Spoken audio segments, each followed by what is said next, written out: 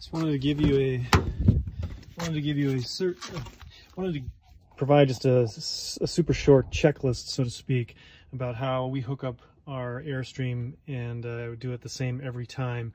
Actually have a written checklist that we typically follow. So the first and probably one of the more important things is the speed or the brake controller. I disconnect this because usually the stickies, because of the heat, causes it to fall off the dash. So that's step one. Make sure that's on, powered up, and it usually requires a little bit of adjustment once it's been disconnected, just to make sure that it's functioning properly and not set excessively high. Moving to the back hitch end here, obviously key is to get the pin in. I use a locking pin, which I've talked about in other videos where you can find this. Make sure that your cables are crossed. Ours are a little bit long, and so we typically twist them to get the chain so they don't drag on the ground. Make sure that this is not twisted or excessively tight. Obviously, if you're turning sharp corners, you don't want this to pull out.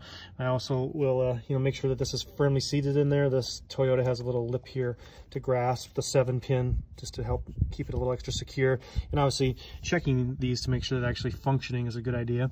Make sure that the hitch is all the way up. Some of you may have an electric one. Obviously, this is key. Make sure you have the right size ball so this isn't sloppy or falling off. This disconnects. Don't be tempted to leave this on. I did once, and it's pretty low to the ground and will catch, and obviously if you bend this, it's going to create some huge problems down the road in the immediate future. And then popping up here, there's an extra pin that I keep in there, some wheel blocks, and some extra wheel blocks in the back as well. But you want to make sure that the propane is off, and this is, I already checked it. And then just a quick walk around. Tires looking good. Make sure locked. We keep our stand-up paddle boards in here, and obviously having those fly out the back would suck in a big way. Other tires looking good. Covers closed. Make sure that the door and the deadbolt are both locked.